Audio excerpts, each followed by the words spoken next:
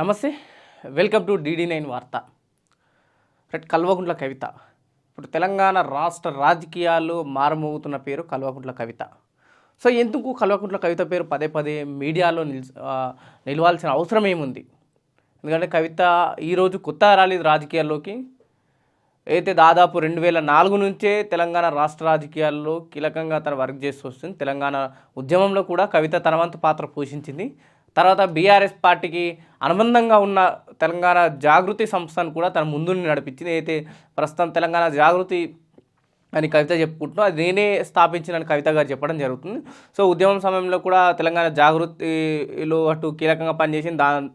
ఆ సంస్థ ద్వారా అటు ఏదైతే పార్టీకి సంబంధించిన పనులు కావచ్చు, లేకపోతే ఇతర సమస్యలపైన వాళ్ళు కొట్లాడడం జరిగింది. సో ఉద్యమంలో బాగానే ఉంది. అధికారంలోకి తెలంగాణ వచ్చింది. తెలంగాణ వచ్చిన తర్వాత 2 సార్లు అధికారంలోకి బీఆర్ఎస్ పార్టీ వచ్చింది. బీఆర్ఎస్ పార్టీ అధికారంలోకి వచ్చిన తర్వాత మొదటిసారి అయితే కవిత నిజామాబాద్ నుంచి పార్లమెంట్కి అటు తను నాయకత్వం వహించింది. రెండోసారి తను అనూహ్యంగా ఎన్నికల్లో ఓడిపోయిన తర్వాత అటు కేసీఆర్ మళ్ళీ పిలిచి ఎమ్మెల్సీ పదవి ఇవ్వడం జరిగింది. సో ఇది ఇప్పుడు రాజకీయాలకు వచ్చిన అటు తన చరిత్ర కాదు, గతంలో నుంచి రాజకీయాల్లో ఉంది, కీలకంగా పనిచేస్తూ వచ్చింది. కానీ ఈ మధ్య కాలంలో ఏదైతే లిక్కర్ స్కామ్కి సంబంధించిన వ్యవహారం నుంచి తన ఇంకా కీలక వ్యక్తిగా మారిపోయింది తెలంగాణ రాష్ట్ర రాజకీయాల్లో. ఒకవైపు చెప్పాలంటే బీఆర్ఎస్ పార్టీ ఓడిపోవడానికి తెలంగాణలో కవితే కారణం అనుకోవచ్చు. ఎప్పుడైతే ఢిల్లీ లిక్కర్ స్కామ్లో కవిత గారు ఇరుక్కున్నారో అటు బీఆర్ఎస్ పార్టీకి పూర్తిగా నెగిటివిటీ వెళ్ళిపోయింది. అంటే ఏదైతే కవిత బీఆర్ఎస్ పార్టీ కీలక నాయకురాలు, దాంట్లో కేసీఆర్ సంబంధించిన కుమార్తెగా ఉండి ఈ లిక్కర్ స్కామ్లో అంటే ఈ సారాదందలు ఇరుక్కోవడం వల్ల సో ప్రజల్లో నెగిటివిటీ వెళ్ళిపోయింది. ఒకవైపు బీజేపీ ఇక్కడ కూడా తనను అరెస్ట్ చేయకుండా అదే ముందుకు కొనసాగించింది. సో చాలా వరకు కాంగ్రెస్ పార్టీ వాళ్ళు నినాదాన్ని తీసుకుంటే బీఆర్ఎస్ బీజేపీ ఒకటేనే. సో చాలా సక్సెస్ అయింది అనుకోవచ్చు. ఎందుకంటే సో దాని తగ్గట్టుగానే ఫలితాలు కూడా తెలంగాణ రాష్ట్రంలో వచ్చినాయి. ఇక్కడ బీఆర్ఎస్ పూర్తి స్థాయిలో గెలవలేకపోయింది. సో వీళ్ళు ఇప్పుడు ఏదో చెప్పుకున్న కేవలం 2% ఓట్లతోనే మేము ఓడిపోయినామని ఆ బీఆర్ఎస్ పార్టీ చెప్తూ వస్తున్నాం. కానీ ఇక్కడికి చాలామందికి సీట్లు రాలేవు. సో ఇక్కడ గందరగోళం నెలకొంది. ఎప్పుడైతే పార్టీ రాష్ట్రంలో ఓడిపోయిన తర్వాత బీఆర్ఎస్ పార్టీలో సంక్షోభం మొదలైంది అనుకోవచ్చు. పార్టీ ఎమ్మెల్యేల ఫిరాయింపులు, పార్టీలో ఉన్న కీలక నాయకులపైన కేసులు, కవిత గారి విషయంలో లిక్కర్ కేసు కావచ్చు, లేదంటే సంతోష్ రావు విషయంలో ఈ అర్థహారం కేసులు వాడడం, లేదంటే ప్రస్తుతం ఈ కాళేశ్వరం ఇష్యూలో అటు మాజీ మంత్రి ఇరిగేషన్ శాఖ మంత్రిగా ఉన్న హరీష్ రావు పైన విచారణలు అవి జరగడం, లేదంటే మళ్ళీ కాళేశ్వరం పైన కేసీఆర్ని అటు విచారణలు ఎదుర్కోవడం జరిగింది. సో ఫోన్ ట్యాపింగ్ అంశం దాకా వస్తే ఇటు కేటీఆర్ పైన ఫోన్ ట్యాపింగ్ అంశం కేసు కావచ్చు, లేకపోతే ఈ కార్ రేస్, గతంలో ఫార్ములా ఈ కార్ రేస్ కూడా అటు పూర్తిగా అంటే అధికారం కోల్పోయిన వెంటనే ఒకటి వెనుకొకటి ఈ వీళ్ళపైన కేసులు పడడం కూడా జరిగింది. దీంతో బీఆర్ఎస్ పార్టీ పూర్తిగా రాజకీయ సంక్షోభానికి లోనైనట్టు కూడా తెలుస్తుంది. సో ఇవన్నీ పక్కన పెడితే దాంట్లో నుంచి దాదాపు 10 మంది ఎమ్మెల్యేలు కూడా గెలిచిన అధికార పార్టీ సైడ్ వాళ్ళు వెళ్ళడం, సో ఇంకా పార్టీకి చాలా వరకు కుంగదీసింది. సో ప్రస్తుతం కాంగ్రెస్ పార్టీ 2 సంవత్సరాలు పూర్తయ్యేసరికి బీఆర్ఎస్ పార్టీకి కొంత సోషల్ మీడియా రావడం వల్ల ప్రజలు అంత కొంత పాజిటివిటీ తెచ్చుకుంది. సో ఇవన్నీ సవ్యంగా జరుగుతున్న సమయంలో కవిత పెద్ద షాక్ ఇచ్చింది అనుకోవచ్చు. అంటే ఈ దాదాపు 3 నెలలు అటు జైల్లో ఉన్న తర్వాత బయటకు వచ్చింది. కవిత చేస్తున్న స్టేట్మెంట్లు పూర్తిగా బీఆర్ఎస్ని దెబ్బతీసినట్టే ఉన్నాయని చెప్పేసి బీఆర్ఎస్ పార్టీ నేతలు ఇంటర్నల్గా గతంలో చర్చించుకున్నారు. అంటే కవిత లిక్కర్ స్కామ్ ఇరుక్కోవడం వల్లనే బీఆర్ఎస్కి డ్యామేజ్ అయిందని కొన్నారు. అయితే కవిత జైల్లో ఉన్నప్పుడు కవిత చేస్తున్న వాక్యాలు చెప్తున్నా. కవిత జైల్లో ఉన్నప్పుడు నా తరపు నుంచి పోరాడాల్సినంత కావచ్చు, లేకపోతే సోషల్ మీడియా వచ్చిన నెగిటివిటీని తిప్పికొట్టేంత, లేకపోతే ఇతర పార్టీలు ఏవైతే బీఆర్ఎస్ పార్టీ పైన కావచ్చు నా పైన పదే ప్రెస్ మీట్లు పెట్టి లిక్కర్ స్కామ్ పైన చెప్తున్న దానిలో ఎవరు కూడా బీఆర్ఎస్ పార్టీకి చెందిన వాళ్ళు కీలక నాయకులు ప్రెస్ మీట్ పెట్టి మాట్లాడలేకపోయిండు. సో ఎందుకు నన్ను పార్టీకి దూరం చేయాలనుకుంటున్నా, పార్టీకి నేను నష్టం అనుకుంటున్నా ఏందో తెలియదు, కానీ నన్ను మాత్రం పూర్తిగా కార్నర్ చేస్తుందని చెప్పేసి కవితని కొన్ని ప్రెస్ మీట్లలో గట్టిగానే చెప్పింది. సో నేను ప్రస్తుతంలో వర్కింగ్ ప్రెసిడెంట్, ఏదైతే కేటీఆర్ గారి నాయకత్వంలో నేను పనిచేయలేను, నా నాయకుడు కేసీఆర్, నా నాయకుడు ఒక్కడే కేసీఆర్, కేటీఆర్ కానీ హరీష్ రావు ఇంకా మిగతా వాళ్ళ నాయకులు కాదని చెప్పేసి బల్లగుద్ది చెప్పింది. సో లిక్కర్ స్కామ్ నుంచి ఏదైతే లిక్కర్ స్కామ్లో జైలుకి వెళ్ళిన కవిత విచారణ సమయంలో దాదాపు 3 నెలల తర్వాత బయటకు వచ్చిన తర్వాత 2 సార్లు తెలంగాణ భవన్లో అడుగుపెట్టింది. అంటే ఈ ప్రస్తుతం అవుతున్న TRS party office Telangana Bhavan అంటారు దాన్ని. సో దాంట్లో రెండు సార్లు అడుగు పెట్టడం కూడా కాస్త చర్చనీయాంశంగా మారింది. సో దాని తర్వాత ఎక్కడ కూడా పార్టీ నేతలు తన గురించి మాట్లాడలేరు, తన గురించి పట్టించుకోలేరు. సరే కాస్త కింది ఉన్న క్యాడర్ ఆమెకు సపోర్ట్గా ఉన్నారు తప్ప ఇంకా మిగతా పెద్ద స్థాయి నాయకులు కూడా ఎక్కడ కూడా లేరు అని చెప్పేసి కూడా కవిత గట్టిగా బలంగానే చెప్పింది. సో దీంతో మళ్ళీ ఇటు తెలంగాణ జాగృతి అంటే కవిత స్థాపించిన జాగృతి పేరు ఏదైతుందో తెలంగాణ జాగృతి సంస్థ అది మళ్ళీ యాక్టివ్ చేసింది. దాని ద్వారా కార్యక్రమాలు మొదలుపెట్టింది, వివిధ జిల్లాలు తిరుగుతుంది, వివిధ మండలాల్లో ప్రోగ్రామ్స్ కూడా పెట్టడం జరుగుతుంది.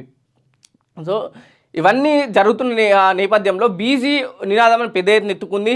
ఆ బీసీ నినాదం ఎంతవరకు పనిచేస్తుంది కవితకు? ఎందుకంటే గతంలో 9.5 ఏళ్ళు బీఆర్ఎస్ పార్టీ అధికారంలో ఉన్నప్పుడు ఇక్కడ కూడా బీసీ ఆ వాదాన్ని ఎత్తుకొని కవిత ప్రస్తుతం ఎందుకు ఎత్తుకుందని చెప్పేసి కూడా చాలామంది బీసీ నాయకుల నుంచి ప్రశ్నలు వస్తున్నాయి. అదేవిధంగా ఇతర పార్టీల నుంచి కూడా అవే ప్రశ్నలు బలంగా వినిపిస్తున్నాయి.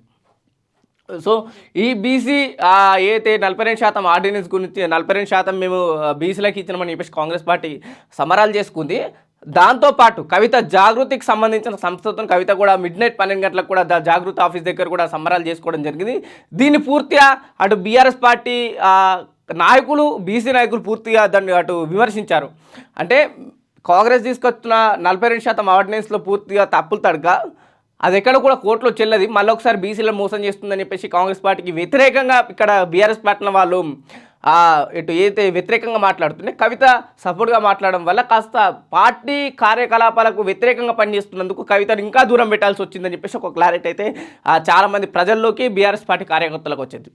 సో రీసెంట్గా ఇప్పుడు ఏదైతే నేను జరిగిన అంశం తీసుకుంటే మనకు అంతకుముందు ఏదైతే జగదీష్ రెడ్డి ఒక ఛానల్ ఇంటర్వ్యూలో తను చెప్పడం జరిగింది, కవిత బీఆర్ఎస్ పార్టీలో ఉందా లేదా అని చెప్పేసి ఒక క్వశ్చన్ అడిగితే ఒక యాంకర్ ప్రధాన మీడియా ఛానల్కి సంబంధించిన ఒక యాంకర్ అడిగితే కవిత గురించి మేము ఒక నిమిషం కూడా ఆలోచించట్లేదు, ఆమె పనులు ఆమె చేసుకుంటూ వెళ్తుంది, దానికి మాకు ఎటువంటి సంబంధం లేదని చెప్పేసి చెప్పాలని చెప్పిన జగదీశ్వర్ రెడ్డి గారు.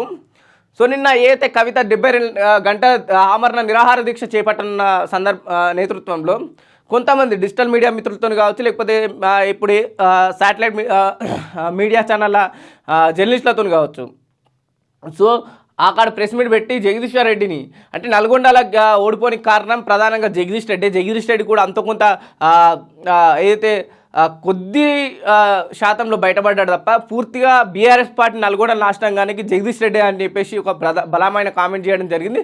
సో దానికి ధీటుగా కూడా జగదీష్ రెడ్డి కౌంటర్ ఇచ్చాడు. సో జగదీష్ రెడ్డి కూడా ధీటుగా కౌంటర్ ఇచ్చాడు. నేను ఎక్కడి నుంచి వచ్చినా, నా నేపథ్యం ఏంటి, నా ఉద్యమం ఏంటిది మీ కేసీఆర్కి తెలుసు, నేను పార్టీ కోసం ఎంత పని చేసినా అని చెప్పేసి కూడా ఇండైరెక్ట్గా కవితకు అటు ట్వీట్ పెట్టడం జరిగింది. మీడియా మిత్రులతో కూడా చాలా వరకు మాట్లాడడం జరిగింది. సో వీళ్ళిద్దరు ఎపిసోడ్ ఎంతవరకు సార్, ఎందుకంటే గతంలో పార్టీకి అంటే బీఆర్ఎస్ పార్టీకి వ్యతిరేకంగా పనిచేసిన వాళ్ళని పూర్తిగా సస్పెండ్ చేయడం జరిగింది, పార్టీలోంచి పక్కకు తప్పేయడం జరిగింది. ఈటల రాజేందర్ కావచ్చు, విజయశాంతి, ఆలయ నరేంద్ర, లేకపోతే ఇటు చెరుకు సుధాకర్ లాంటి వాళ్ళని పూర్తిగా అంటే చాలామంది పార్టీ కోసం పనిచేసిన వాళ్ళు తర్వాత పార్టీలో ఇట్లాంటి చిన్న చిన్న ఇష్యూస్ వల్ల పార్టీకి వ్యతిరేకంగా మాట్లాడిన వాళ్ళని పూర్తిగా తీసి బయటపెట్టిన బీఆర్ఎస్ పార్టీ కవిత మీద ఎందుకు చర్యలు తీసుకుంటున్నాయని చెప్పేసి కూడా ఇంటర్నల్గా చర్చలు జరుగుతున్నాయి. సో ఇప్పుడు నిన్న బహిరంగంగానే అయింది.